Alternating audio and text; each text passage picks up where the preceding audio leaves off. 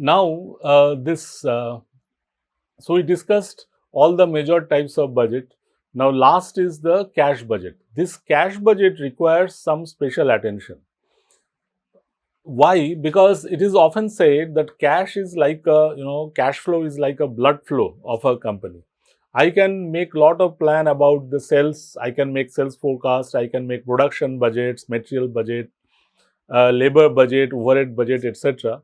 But every budget will fail if I don't have adequate cash flow. Now, cash flow means what? What I mean by cash flow is the availability of right amount of cash at the right point of time. Here, the timing is very important. If I have to pay salary to my employees on first of every month, then I must have adequate cash balance in my bank account to pay.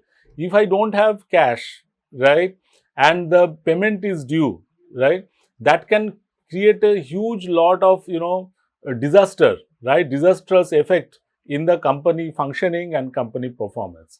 So, for a company, the management of cash in a proper way is very, very important.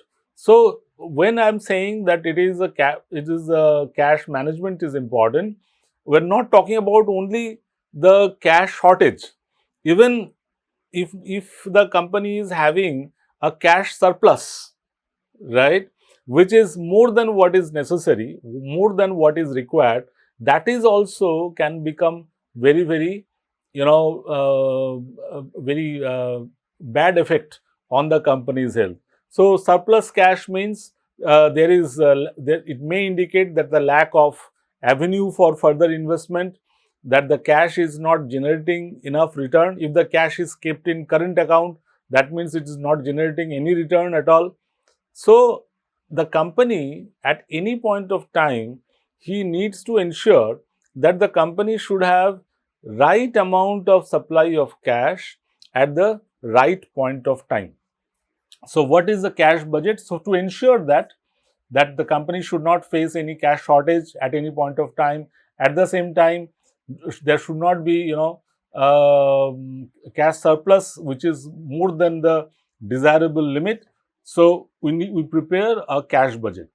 So, what is a cash budget? The cash budget is a sketch of the business estimated cash inflows and outflows over a specific period of time. It is one of the most important, as I said, it is one of the most important and one of the last to be prepared, right?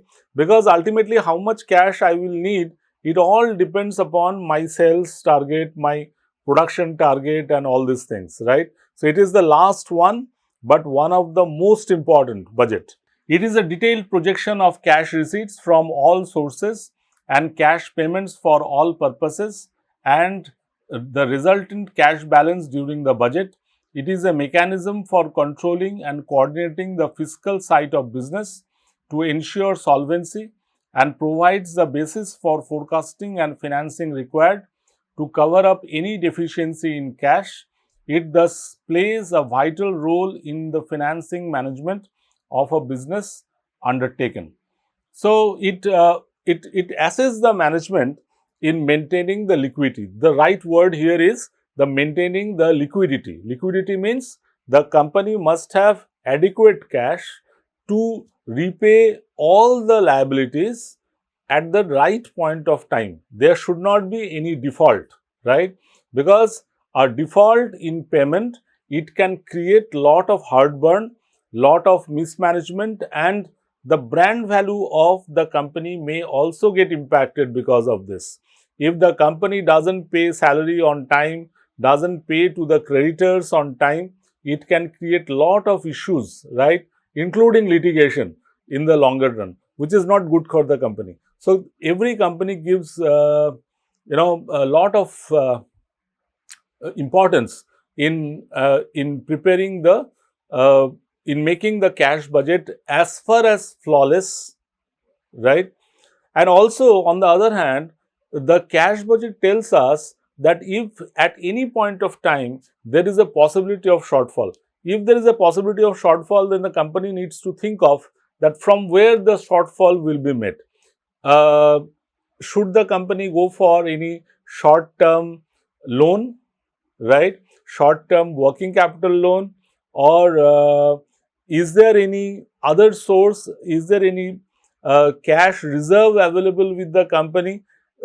Should the company liquidate any of its investments for generating cash? So all these, key decisions, they only will trigger if the cash budget is prepared properly. So lot of emphasis, lot of importance, lot of time and energy is being devoted for preparation of the cash budget. It is one of the most important budget and it is prepared at the end. So what are the functions of cash budget? It makes sure that enough cash is available when it is required. So as I said, it is the right amount of cash at the right point of time which is required. It designates cash excesses and shortages so that steps may be taken in time to invest any excess cash or to borrow funds. If there is a shortage, company can talk to the banks or lenders for borrowing, or it can sell investments, right? If there is a surplus cash, company can think of some investment, where to invest. So that is also there. It shows whether capital expenditure could be financed internally. It provides fund for standard growth. It provides a sound basis to manage cash position. So these are the function of cash budget. What are the advantages of cash budget? Number one, usage of cash, right? The management can plan out how to use the cash, right, in accordance with the trend in receipt and payment, right? In some, say for example, in a company, in an industry which is cyclical in nature, right?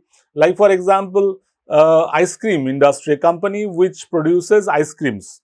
So ice creams are usually sold in the summer. So in the summer, their cash inflow may be higher, right? At the same time, the production is also high. So cash outflow will also be higher. But in the winter, the ice cream sale usually falls, right? This is seasonal kind of business. So at that time, the sales cash inflow from sales, it may get reduced. The production level also gets reduced, right? So company can plan accordingly. So it will, in the summer, may need more cash, more working capital. So it may need to borrow. So it can negotiate, it can talk to the banks and other lenders adequately with substantially in advance, right? This makes the functioning of the business much more smoother. If in the summer when the sales demand is very high and there is no cash, so it may impact the production and ultimately the profitability of the company. So this is a very, very crucial function. Allocation of capital investment. Now, if the company is cash rich, right, and if it is planning for capital expenditure, enhancement in production and etc. So what it can do is it can do it internally, right, without going for external funding. Provision for excess funds. So one aspect is shortage of cash. There is another aspect is there may be excess cash. Excess cash is also the company needs to think of that how to generate maximum return out of this surplus cash, because ultimately the company management is answerable to its investors, right? It is investors' money. So if a substantial part of fund is not generating any return, right, that means the return to the investors will also fall, right, which is not desirable, because if the return to the investors, if the investors get less return, next time when the company will ask for fund, they may hesitate in providing fund. So the surplus cash, if the company is having surplus cash, how to utilize that, how to utilize, company needs to take a call on that, whether they should go for expanded capacity, buying new machines and all, or should they return back. That is also another option. They can return back this cash as dividend to the owners, right? Many companies does that also. But company needs to know that what is the forthcoming situation. For that purpose, the preparation of cash budget is highly useful too. Payout policy, as I said, that it can, if there is no investment avenue, they can give it back to the investors as cash dividend, right? Provision for acquiring funds, right? profitable use of cash. If the company has some ideas about investments, they can invest it for generating profits. Anyways, the underlying issue is, what is I'm trying to say is that if the company has some perception, right, some perceived notion that how much cash the company is going to generate, right, whether there will be any possibility of cash shortage at any point of time or extra cash surplus at any point of time. If they think like that, right, if there is a possibility, then uh, it is always good to prepare a cash budget and refer to that. That gives management a early indication that what is coming now, and they can prepare for it. Limitations, what are the limitations? There are certain limitations. First one is, budget is a futuristic, right, exercise. It is a plan. So, it involves a lot of assumptions because nobody is sure what is going to happen in future. So, there are lots of assumptions involved, right? And budget, as it is futuristic, so there must be always some amount of flexibility to be kept in the system, right? Because my expectation and the actual outcome may never meet, right? But within a limit, within a sustainable limit, we should keep some amount of flexibility in that. And this entire exercise of budgeting, right, which is a futuristic plan, it is costly. It involves certain expenditure, time, energy and resources, for the simple reason that all the important departments of a company should get involved into this process, right, and go through this entire process to make it successful.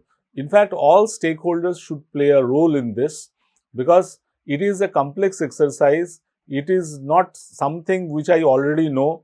I am trying to perceive what is going to happen in future. So, it should go through a long drawn process that involves substantial resources, deployment of substantial resources. But ultimately, usually if done properly, the budget is a very, very effective way of control, right, and benchmarking the performance. So, this is the utility of the budgeting process. There are several methods of construction of cash budget, right? There are several methods of construction of cash budget, and some of them are quite popular. One of the most popular method is through the receipts and payment method. Receipt and payment means I created a structure. Usually, it is made monthly, right, for a year, and every month I detail all the expected receipts and I write down all the expected payments, and I take I deduct the payments from the receipts. Whatever is left, that is my closing balance. This month's closing balance is the opening balance of the next month, and again I add all the receipts and deduct all the payments. I get the closing balance. It becomes the opening balance for the next month, and this process goes on continuously month after month, right? So, this is one of the most popular way or method of preparation of cash budget. But the issue is that in this case, the success of this method is dependent upon that how clearly I can foresee my receipts and payments in the forthcoming months. So, it is the most popular and is universally used for preparing cash budget. The assumption of statistical data is arrived at calculated on the basis of requirements like monthly, weekly or fortnightly. On account of elasticity, this method is used in forecasting cash at different time periods. So, what are the major items is this? Cash receipt from customer, and you remember this cash budget is prepared on cash basis, right? It is unlike the profit and loss account, right? Unlike the profit and loss account or income and expenditure account, the basis for preparation of cash budget is receipt and payment of cash, right? it is not prepared on accrual basis, it is prepared on cash basis. So, first I note down the receipts. So, what could be the major source of receipt? Of course, money receipt from the debtors, the cash received from debtors. So, first I write cash receipt from debtors. Then if there is any cash sales, that also comes under the receipt part, right? If there is any cash receipt from other sources apart from sales, right, like for example, getting dividends, getting interest on investments, etc., or rent received, that also comes on the receipt side, right? Once the receipt side is recorded, then I deduct all the payments, right?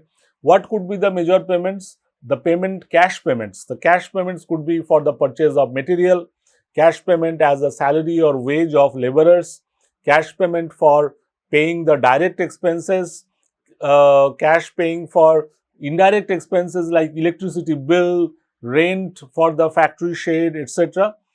So, I list down all of them, right? We will see a problem later on, right? So, I'm trying to give you the idea. So, we list down all the receipts, I list down all the payments, I deduct the payments from the receipts, I get the net cash surplus. If the receipts in a particular month, if I am doing month by month, in a particular month, if the total receipt is more than the total payment, then I will get cash surplus. In a particular month, if the cash payments are more, then my cash receipts, I will get cash deficit, right? One important thing here is I must tell you that in cash budget we include both receipts and payments of capital nature and revenue nature. Like for example, if the company purchased any machine, right, by paying cash, that should be mentioned in the cash budget under the payment side. If the company is planning to sell any capital asset during any month, right, and expecting a cash receipt, that should include in the receipt side. So, both the payments and receipts for the nature revenue and capital, they should be included in the cash budget under the receipts and payments method. Okay, right. And whatever deficit or surplus I will get at the end of the month, that will become the opening receipt and payment at the beginning of the month. Okay. This is the most popular method, which is called receipt and payment method. The second method is adjusted profit and loss account. So, adjusted profit and loss account is, we start from the profit. You know that profit and loss account is prepared on accrual basis, right? It is not prepared on cash basis, it is prepared on accrual basis. But we can start with the net income, which is shown in the profit and loss account. And in that, I can adjust the non-cash incomes and non-cash expenditures, right? If I, with the net profit, which is shown in the profit and loss account, if I add net income, right, if I add non-cash expenditures and deduct all the non-cash incomes, I can arrive at the cash flow.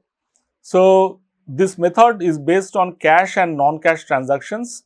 This method estimates closing cash balance by converting profit into cash. The hypothesis of this method is that the earning of profit brings equal amount of cash into the business. The net profit shown by profit and loss account does not signify the actual cash flow. That is true, because the profit and loss account is being prepared, as you may be aware, right, that it is prepared on accrual basis, right?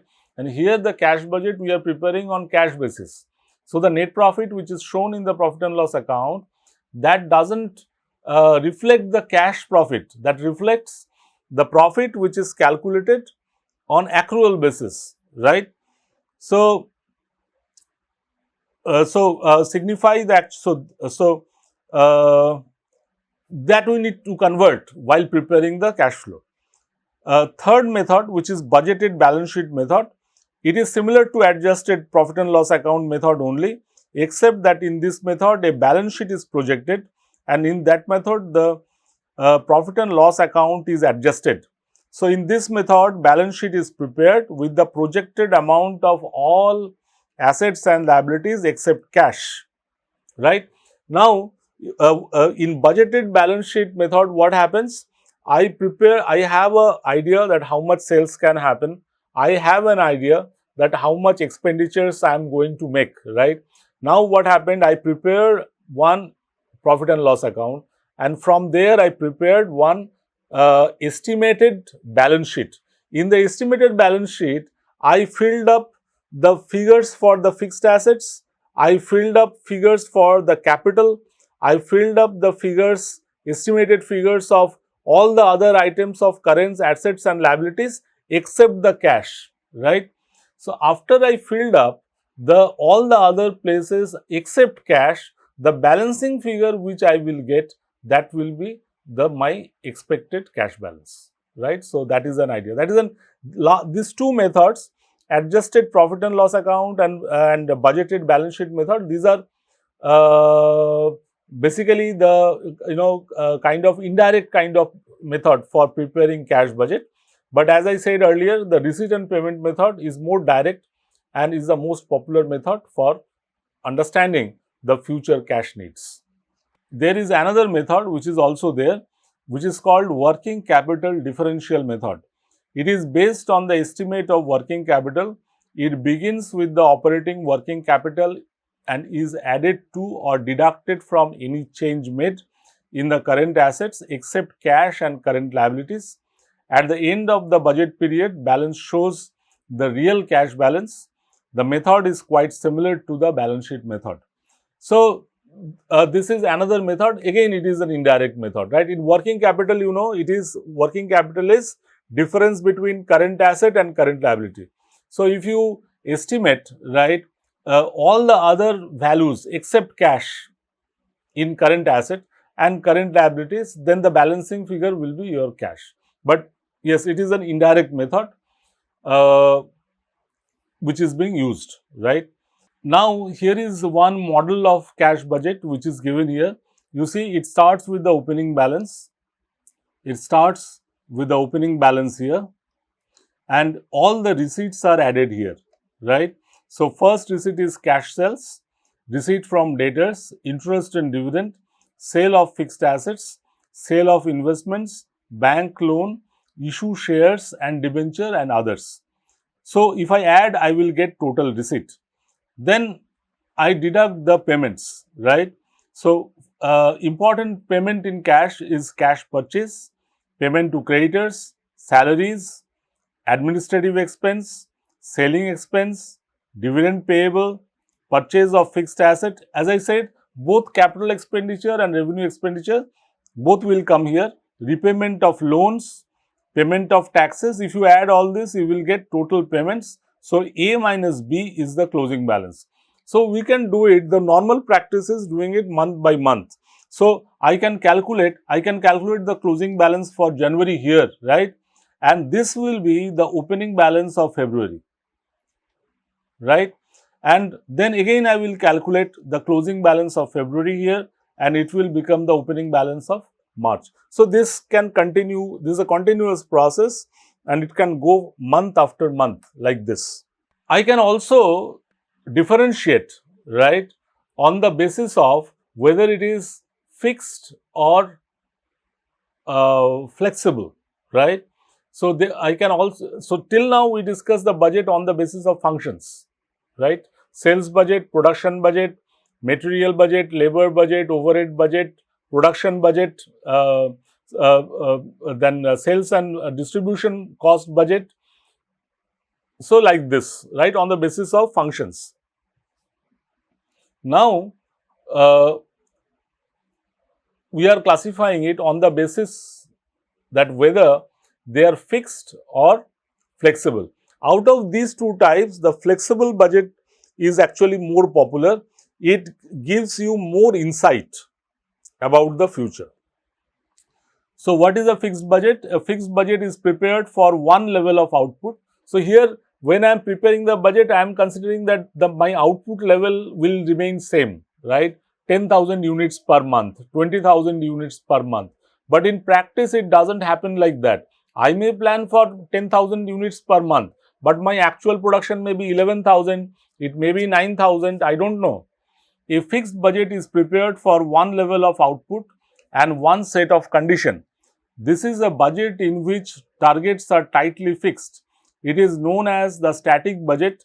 It is firm and prepared with the assumption that there will be no change in the budgeted level of motion. Thus, it does not provide room for any modification, so it is quite rigid. And activity. Fixed budgets are prepared well in advance. Why it is of limited use? The reason is the conditions go on the changing and cannot be expected to be firm. The management will not be in a position to assess the performance of different heads on the basis of budgets prepared by them, because to the budgeted level of activity. It is hardly of any use as a mechanism of budgetary control, because it doesn't make any difference between fixed, semi-variable and variable costs. And particularly, it is not actually, it doesn't have any room for any flexibility, any change. And we know that it is futuristic. In future, what will happen, we don't know. So, ideally, there should be some room for flexibility, right?